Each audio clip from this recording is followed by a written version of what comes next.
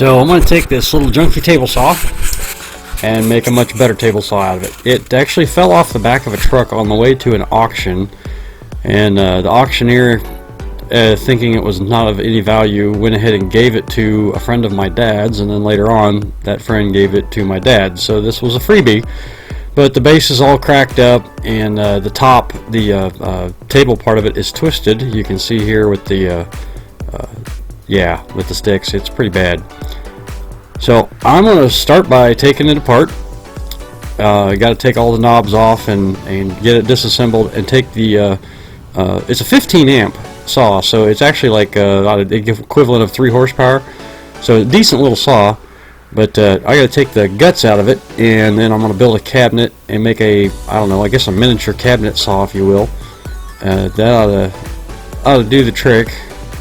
Of course, I get to use a table saw to build a table saw, so this isn't like some of the videos you see where guys build the table saw with a skill saw and use the skill saw to build the table saw that uses the skill saw. Not quite going that far with it, so I needed the didn't need, but wanted to have the option to be able to tilt the blade and whatnot in it, so I actually decided to use the innards of this guy. Plus it's a 15 amp, and you know, even my skill saw is, well, I guess actually my skill saw is 15 amp. Anyway, that metal bracket on the corner is one of the things my dad did to it to kind of fix it, to make it usable again, because that corner was busted all the way up. The rest of it was just kind of chipped out around the bottom. It has a stand too. I'm not going to use it. The stand's actually outside in the lean-to on the end of the building. But of course it couldn't bolt down to it anymore, so there I got the top off,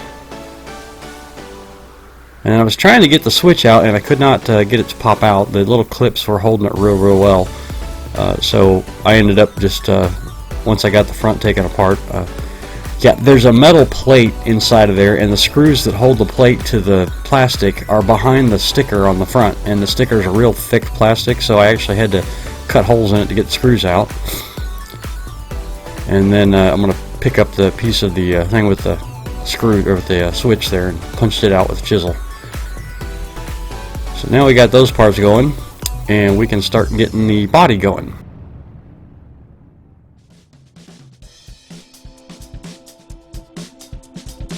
So I'm using just a 1/2 inch cabinet grade plywood. It's not anything special. It was pretty much free of voids. That was one of the more important parts.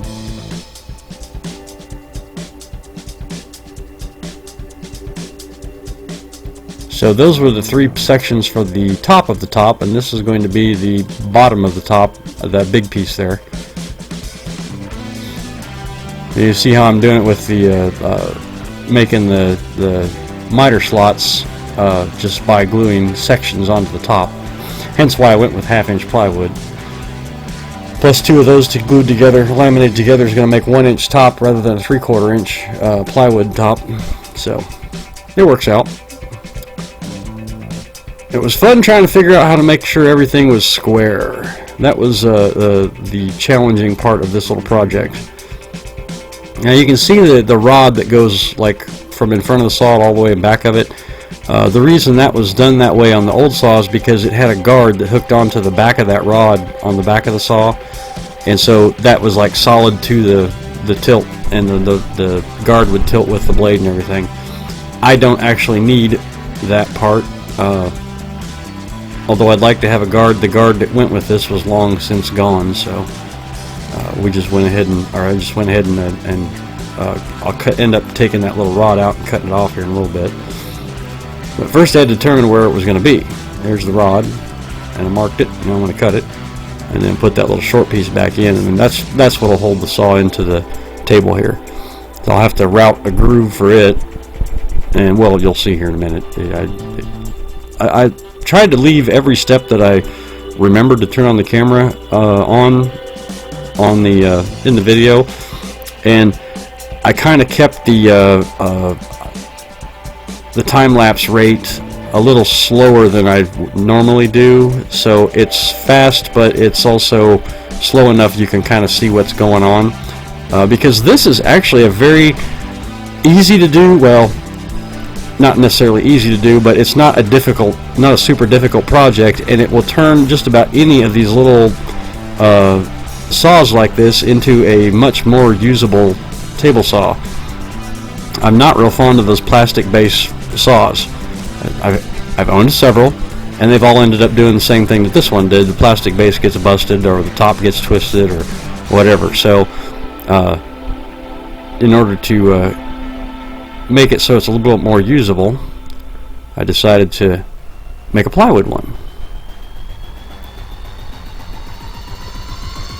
So there I'm chiseling out for the apparatus to sit down into, and of course I don't get it deep enough the first time, and ended up finding out I had to cut all the way through the 1/2 inch, and then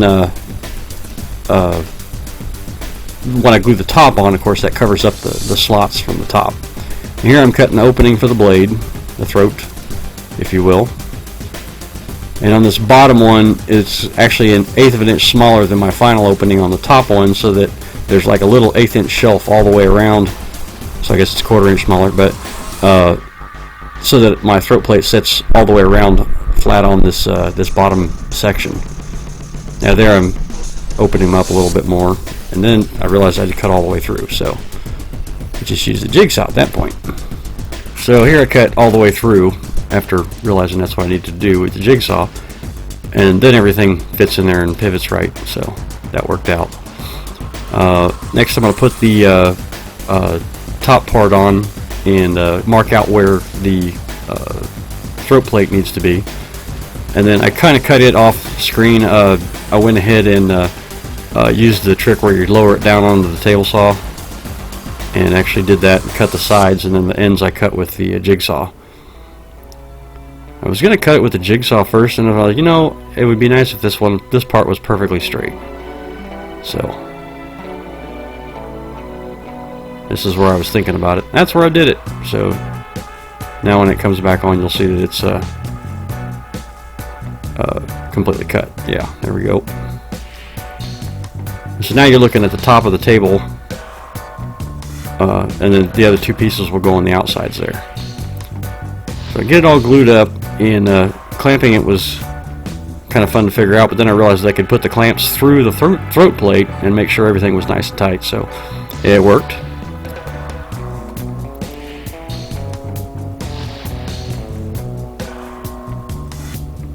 Again, trying to make sure everything's nice and square.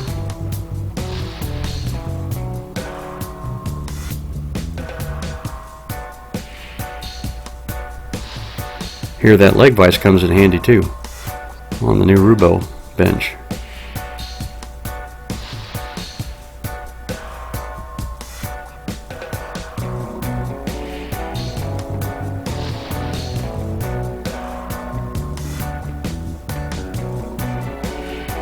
So this is actually about 2.5 hours later. I left it sit there like that, and then got all the clamps out of the way, and then I could put the motor into the little slot or bracket hole, whatever, and attach it. And I used the little metal plates that were inside the saw originally to hold this all in, and just screwed them down to the wood. It seems to hold pretty good, solid. So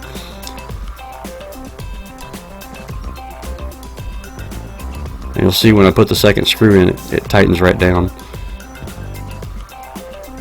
Well, that back plate I had to put the plate down and screw it first, and then drop the saw in and swing it over, because I couldn't get a screwdriver past it in that one area, even with that long extension. There, it straightened right up.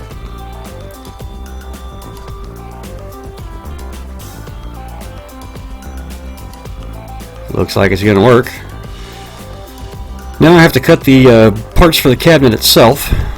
So I took the remainder of the plywood and cut 3 sections, which will make the sides and the front, and started putting those together.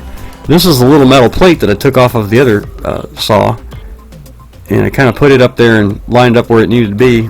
Since it's got the curved slots, that'll make it easier than me trying to cut those out. And then I just have to cut this section out, mark where my holes are, and drilled those. Then I realized that that little indention right there has to be cut out, so I had to reform my opening. No big deal there. Stick some screws in it, and that is ready to go on there. Now the little plate that's used to hold down the thing actually ends up coming out up underneath this piece when it's on all the way. And at first I was going to move it to the inside part of the saw, and then I realized, well, I could just notch the top, or notch the top of that plate, the top of the front. And so that's what I ended up doing. That was easier because I couldn't get the screw gun on the back side of that thing, so that just didn't work. So I put it up there and just marked it with a pencil and cut it out.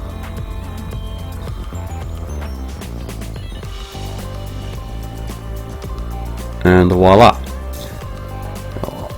Then I put the little knob that actually stops it when you angle it. It's to tighten it down when you're doing beveled parts.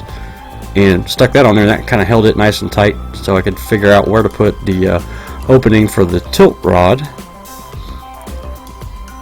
And then marked it out, and then realized that the little bolts that stick out that hold the plates on either side of the little ball unit were hitting the wood, so I had to drill some recesses in the on either side of the hole there to allow for those. And then to attach it to the wood, I just drilled from the backside. I'll see in a minute here, but I drilled from the backside, then put a screw through into the hole that I drilled, and that's holding just fine too. So I'm putting this all together without attaching it to the top. And you'll see why here in a minute. The top is, although removable, it's not going to be easy.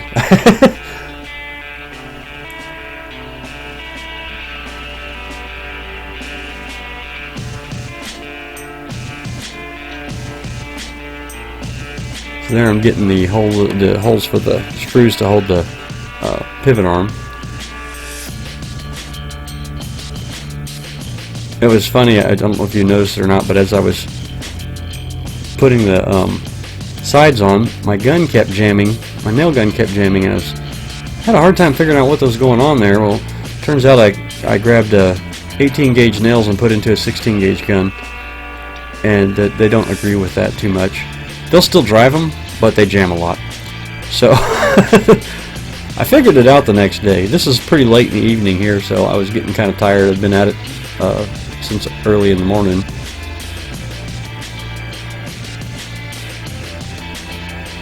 Then I used a small piece on the back and just did kind of a half back, so I can decide how I want to do the dust collection later on. Right now I'm just going to stick a tub underneath of it to catch the dust until I actually close it in and put a port on it and whatnot. If I do that though, I'm putting an angled piece in there to bring it all the way to the back, and then putting the port in the back, and then I'll build a cabinet, open door cabinet on the bottom of it to hold saw blades and all that.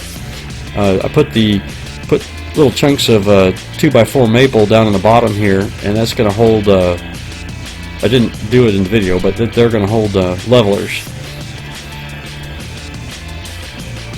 So here's how I'm attaching the top. Is I'm going to use these pieces of maple. It's 1.5 by 3.5, so we'll just call it 2x4. They're attached to the cabinet, and then that also gives extra support, so I'm hoping that the 1 inch of plywood won't fold over time or bend, warp, whatever. And then that one I split in half and set it back, or it was going to interfere with the handles on the front.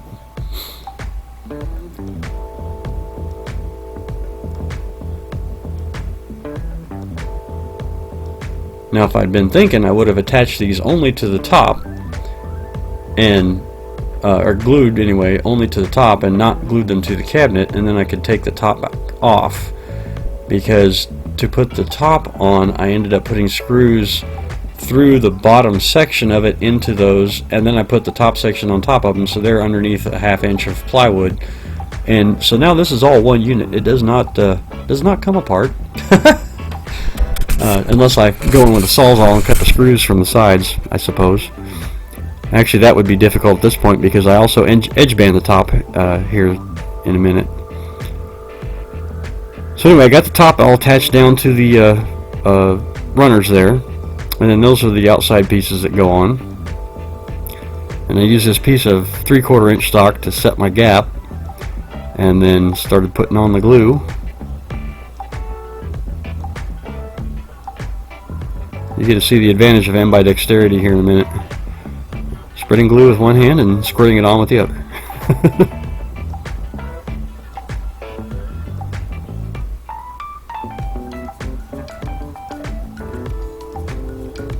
So once I got that on, I put clamps all around the edge, and then I just took a steel block that I've got in the shop that weighs about 45 pounds and stuck it in there.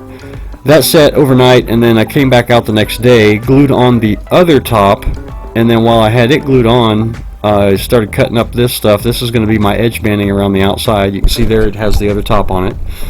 And then I went around the whole outside of it and straight edged everything.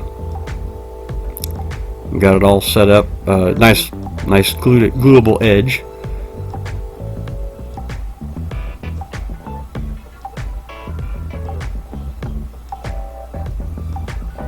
And then on the ends out here, I made sure that I was square to the blade.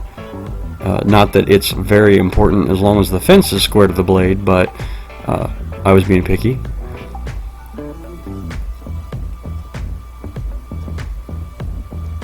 And then one more. I cut the bottom big intentionally so that I could do this and make sure I had it nice and even. I guess I could have cut the top pieces bigger, but this just made more sense to me at the time.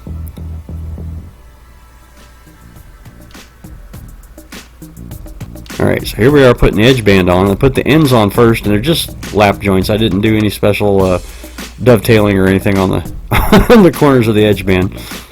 Didn't even miter them. I just did lap joints. And I didn't bother cutting out the notches until later, so the notches for the miter slots till later.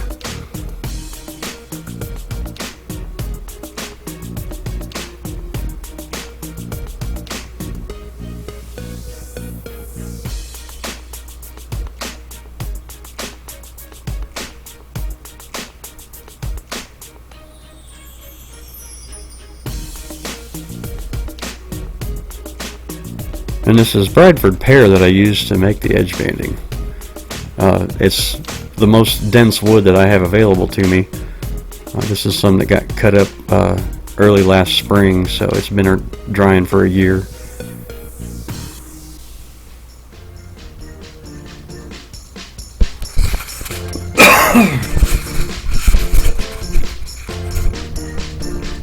Once I got all those little guys on, I started chipping away at some of the glue squeeze out that got in their throat plate there. And then I had to put the switch in, electrics. So, cut my little hole for my switch. And then also, once I got it in, I cut a hole for the breaker. Which I just drilled part way through with the Forstner, and then drilled the rest of the way through with a bit that was the right size, or close to the right size. Ended up having to take a rasp and size it just a little bit, but fit it in there. And we're taking on the inside, there's the switch and the breaker, and have to wire everything back up. And then there's the green wire is actually hooked to the body of the saw, the grounds. Make sure everything's nice and grounded. And here we go. It works! Turned it on, didn't blow any breakers, so I guess I did okay there. So then I started working on the throat plate. Now, the throat plate fits really tight, so I drilled a hole that I could, a finger hole to lift it out with. And then I just put a screw on the seam at either end to hold it in there. And that's really nice, just doing it that way. Real simple. And then I took out my little side grinder. I'm becoming famous for using this thing, I think. But anyway, took out my little side grinder and flat sanded all the edge banding because I'd left them just a tiny bit proud. And actually off camera I did use the jack plane a little bit on that back edge back there. You can see it was up pretty high. So I ended up going, you know what? I'm going to take some of that down with the jack plane. and then palm sanded it.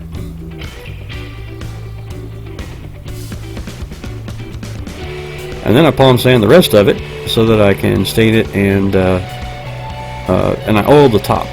I decided not to put stain on the top because if I'm cutting stuff and I work through whatever finish I put on, I didn't want the stain coming off on the materials that I am putting across there. So the top just got like antique oil or boiled linseed oil and left it at that. Didn't even put lacquer on it. I might do that later. Put a clear coat on it to kind of hopefully make it last longer. So this plywood at the lumberyard, they don't sell a lot of it, so it was like really dirty and dusty. As I sanded it, you can see the dirt come right off of it.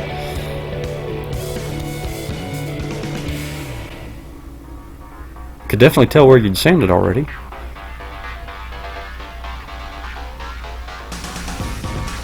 So anyway, I didn't get the staining on film, and I didn't get putting the rails for the fence on, and that's what you're seeing there.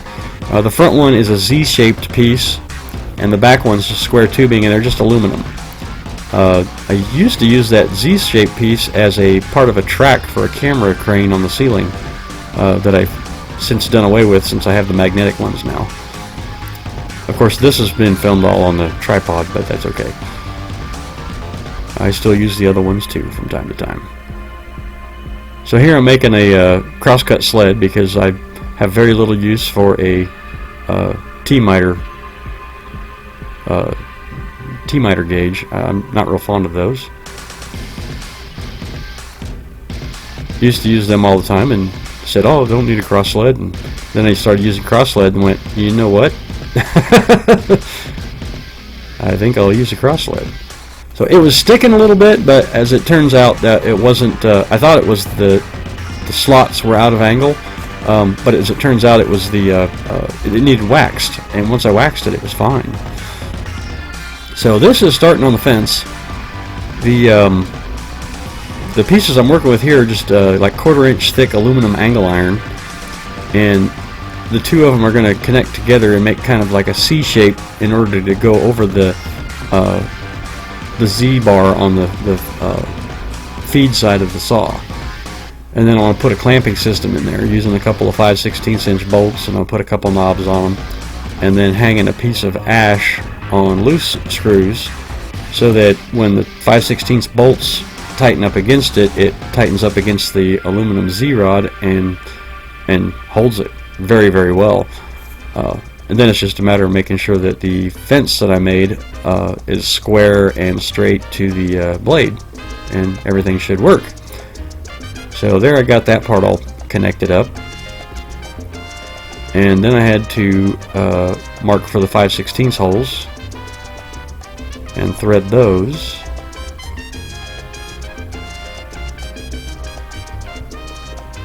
The fact that I could thread this 1/4 inch stuff is why I went with it.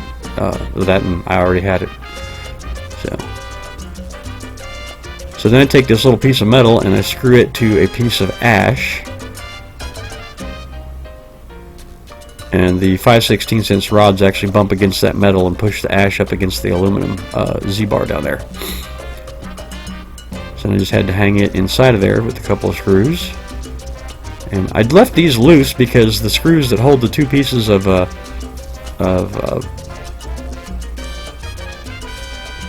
angle iron together, or angle aluminum together, stick down inside there, so they had to hang below those.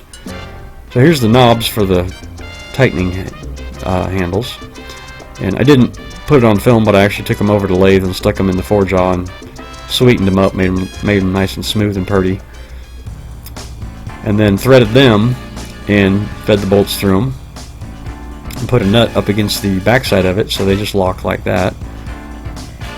And then you see here, I'll be able to tighten them down, and that little deal won't move.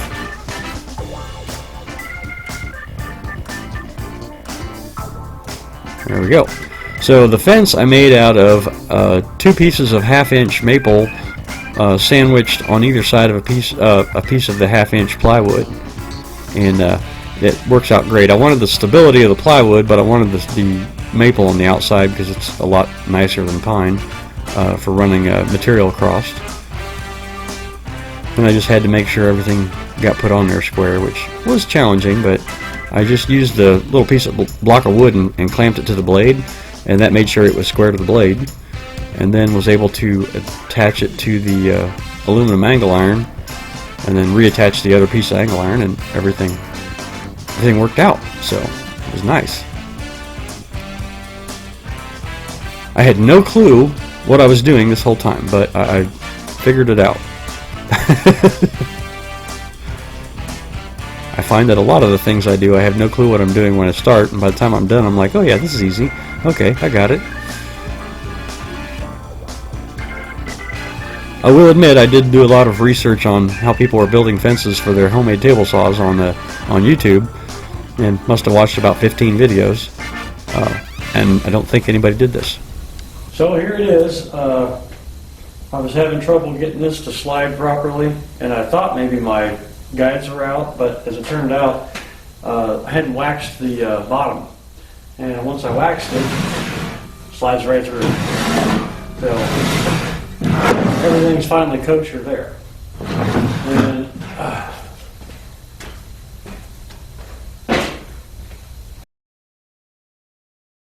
the fence works perfectly. It slides real nice. I do have a little bit of a bump or a hit right there, but I can deal with that. It squares itself up when you tighten both knobs. It squares itself up when you tighten one knob. That piece of ash underneath there with the metal on it, either one of these pushes down against it and it flattens it out and up against the aluminum here and squares it right up. The fence itself is actually leaned away from the blade by about a 32nd of an inch. I can go in and shim it under here to get it perfect, but for what I use a table saw for, I'm always doing 3/4 inch stuff, so straight with the blade is more important to me than it being tilted or not, because that's for using the whole fence upright is for resawing, and I do that all on a bandsaw, so I don't. It is not real important to me. Other than that, I think this thing's actually going to work out. I figure I better cut something for you, make prove to you that it does actually work. So I grabbed a piece of spalted maple here. It's just a chunk that was busted off, but this side's hard and this side's kind of soft. I'm not going to worry about how wide I'm ripping it. I'm just going to set it close enough that it's going to rip a piece. So we'll go right about there. And that's close enough. I'm going to grab a push stick off the other table saw. There we go. We'll set the blade height.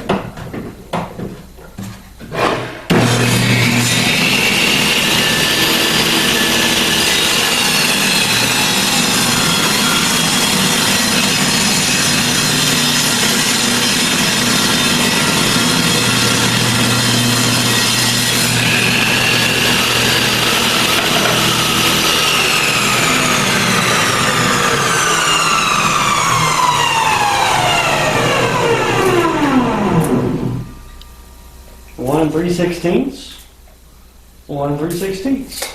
It does do what it's supposed to do. It doesn't leave too bad of a cut, actually. Let's see.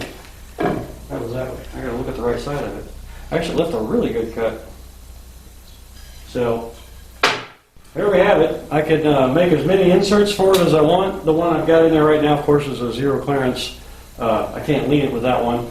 All I need to do for one that I lean, though, is take a measurement off of this where the edge of the blade is there and cut it at a 45, and then it fits right in there. This over here stays completely open because that's where the blade leans to, which is the same way it was on the saw that I tore apart, the base that I tore apart.